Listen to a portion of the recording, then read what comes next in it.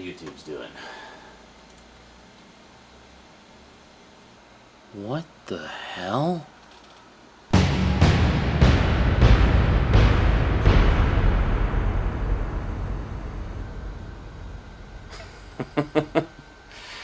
Well, I may not consider myself elitist, but clearly the subscriber numbers have spoken. I is late.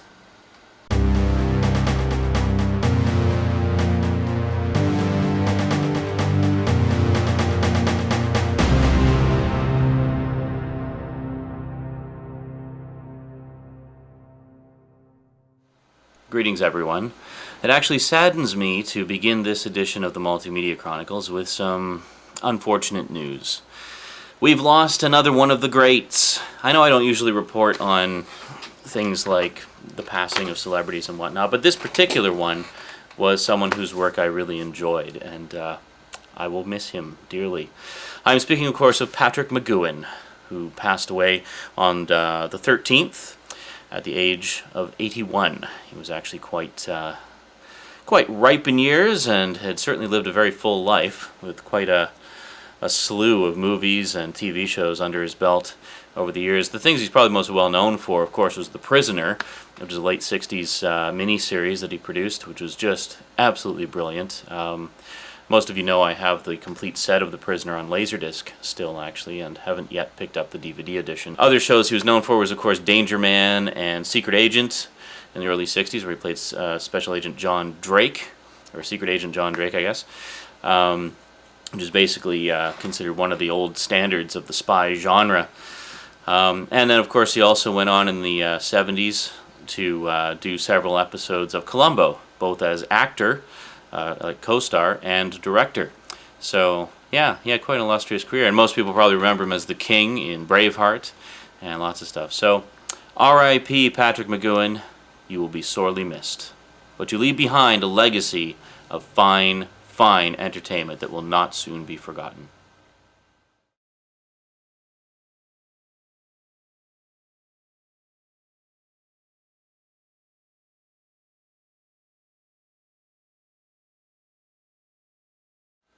Okay, so now that we got the bad news out of the way, let's get on to the DVD and Blu-ray update, shall we? Well, I'm very happy to report that we finally got caught up on the James Bond Steelbooks, namely with Thunderball and Die Another Day. So this makes six of the James Bond Steelbooks, and all of the ones that have been released to date on Blu-ray. So we're all up to date there, and now we just wait until, I think it's March, when the next set of 6 is coming out. Which hopefully will be available in Steelbooks, because we'd like to have the whole set like that, ideally, just to keep it all uniform on the shelf. Once again, not much to look at inside. Typical piles of special features. And I have confirmed these are the exact same special features that are on the James Bond Ultimate Editions, so there's really nothing new in terms of content, but of course you do get the movie in high definition, which is quite nice. And they really did a good job cleaning them up and everything and such. And once again, we have these peculiar double disc boxes. I don't quite understand why they're bothering with those. It's the same thing with Die Another Day. Got a slew of extras here. I've actually been wanting to pick up the home video edition of Die Another Day for quite some time, because I used to work in a movie theater, as most of you know, and one of the things that we ran there when I was working there was Die Another Day. It was during my time there. Anyway, one thing I noticed was on the leader it said edited Canadian cut. And I found out from one of my managers that the Canadian cut of Die Another Day actually removed about, I don't know, 15-20 minutes worth of footage. I don't know why. So essentially, us unlucky folks up here in Canada got a censored cut of Die Another Day in the theaters, which was kind of annoying.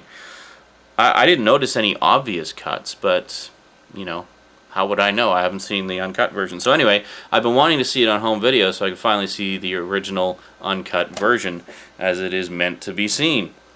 So, yeah, anyway, looking forward to that. Maybe it wasn't 20 minutes worth of footage, probably more like 5 or 6. But anyway, there was some material missing. One thing I wanted to mention, I mentioned a while back how the Canadian packaging often has French and English on it. And some of my viewers were commenting on that they really hate it when they do that because it throws off the nice flow of your shelf. I mean, a lot of DVDs, for example, will have reversible packaging. Not nearly all of them, though. Like, it's sort of once in a while you'll get that with the bigger releases and such, but the normal releases you usually just get French and English slapped on the front, cluttering up the cover. So whether you want it all in English or all in French, whatever your language of choice is, you know, you can't really have it all one way or the other. So it's kind of annoying. So one thing that was kind of nice is with these James Bond Steelbooks, for example, if we take a look at the one from the back of Thunderball, this is just a sheet that, you know, they have those little sticky glue things. They're like rubber glue, and you can just kind of rub them with your thumb and take them off. Yeah, there's really no point in keeping this sheet because it's just redundant and the information is already on the back. But what I was going to say is this version has French and English. But if you peel this off, the back is just the English.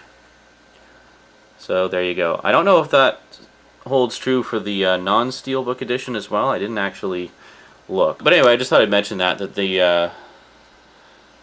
so if you take the piece of paper off, you get rid of the French on the back. So there you go. Next up we have, it seems like I just got the first set. And really, I did. And ironically, I think the last time when I got the first set of this was also the last time I bought some James Bond Steelbooks. So, all kind of fits together in some strange way. I'm, of course, speaking of the final set of Duckman. This has seasons 3 and 4, no less than 48 episodes. This 7 discs. This was only about $40 too, which is pretty damn good because I've seen sets of comparable size of other shows going for sometimes as much as twice that. So really good stuff. So between this set and the previous set, it's all 71 episodes of Duckman. There's really not much to look at inside. I'll just give you an example here. You know, all the discs have this same cover on them, just a different color. So it's black and some other color, and then the back just has a few pictures and indicates what's on the disc. And then the discs themselves are the plain ones like that. You got Duckman there. So they have a little bit of artwork inside, clear cases, and just the plain thing on it. I think it was Wet Movie 1 was commenting on. I was watching his Steelbook collection video, and he mentioned that he doesn't like these kinds, that they don't bother to put any color on them, on the disc labels. Yeah, it makes them kind of boring, especially when it's a cartoon like this. You expect them to go all out with the colorful, you know, packaging design and so forth with the cartoon. But, oh well, not so. Whatever. I'm just happy to have the complete series of Duckman now. Not too bad, eh? Yeah, I gotta really give props to Paramount for putting this out so quickly. This was a show that a lot of people thought was never going to see the light of day on DVD, but it finally did. I understand there are some trims here and there, a few snippets, but nothing really major. I don't know why. But anyway, great set. Oh, in terms of extras, this one really skimps on the extras. There's basically, what is it? There's a video of the original animatic drawings and animation from the unaired pilot with Everett Peck and Greg Berger. Greg Berger was the voice of Cornfed, who was the sidekick of Duckman. And then walk cycles, expressions, storyboards, and pencil tests. So it looks like it's a lot of technical special features this time. Nothing really that the average layman is going to understand. They seem to put most of the good extras on the first set, where they had a commentary and some featurettes and stuff like that. And yeah, but that's okay. I mean, it's just good to have the rest of the episodes in one set. So this set is actually more than twice the size of the first set. The first set was 4 discs, I believe, and 22 episodes. So this set is 7 discs and 48 episodes. So really good deal there. Okay, this one I'm just going to give you a quick peek at because there's so much stuff in it, it wouldn't really fit in a mini review update type video like this. But I'll give you a look at it. This is one that Annetta and I both had our eye on, and well, it's almost like we draw straws sometimes. She was the lucky one to get it. Happened to find the last one that still had the Boxing Day sale price sticker on it, so we got it for $35. Regular price is, I think, $50 or $60. So, of course, talking about the new Ultimate Collection Edition Blu-ray of I Am Legend. This is a really nice set. I'll just give you a quick look at the back here so you can get some idea of what it contains. But I'm going to do some in-depth looks at some of my bigger boxed sets in the near future. I already promised you I'd be doing the Blade Runner one soon, so we're going to do the I Am Legend one around the same time, because they're both Warner Brothers sets, and I kind of like to focus on those a little bit. And I've talked about the other ones way too much, and the Patrick Mcgoohan thing at the beginning and such, so I'm basically running way too long already, so it would take far too long to add that into the mix as well. Suffice to say, it's an awesome set, and there's a lot of really cool extras and goodies in there, so we'll take a look at that in a video on its own. I also wanted to mention something really quick. I'll probably do some kind of little mini tour for you, but I wanted to mention it anyway. A couple of things. Those of you who look at my profile will notice that there's been a video up there for a couple of days called Zarin Isaac's intro vid O Doom. What that is it's my introductory vid for a collaboration channel that I'm actually participating in called 5 Awesome Studs. So if you head on over to my profile page and take a look at the featured video at the top, you can find the link to 5 Awesome Studs and check it out. So there's me and 4 other guys doing it, and just a bit of fun, really. Saw a lot of other 5 blank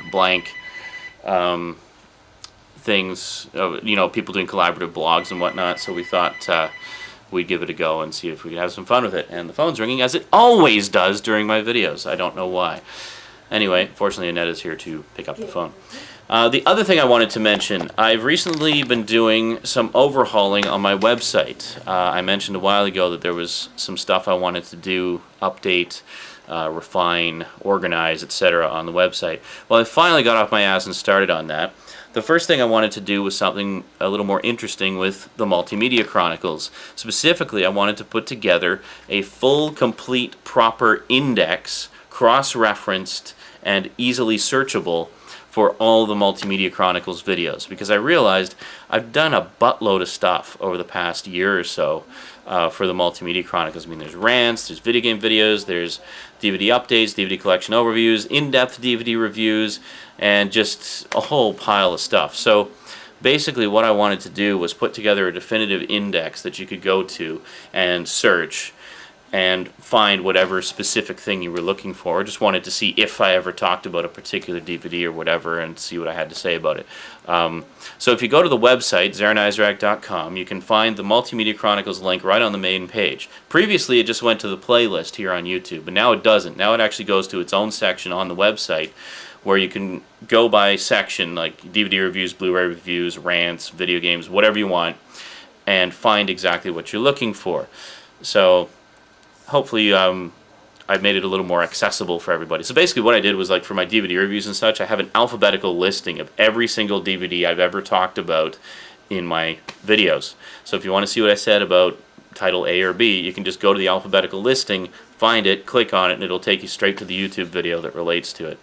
I've actually embedded the YouTube videos on my page, so you can watch them on the page, or you can go to the YouTube page from those embedded links.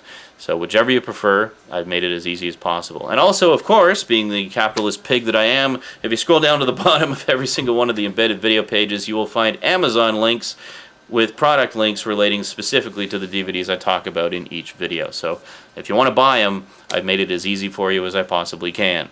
And I do get a little kickback for that and would most appreciate the support. I think that about covers everything new from like the past 3 days. Needless to say, it's been a busy week. Yeah. So until next time, thanks for watching, and sayonara.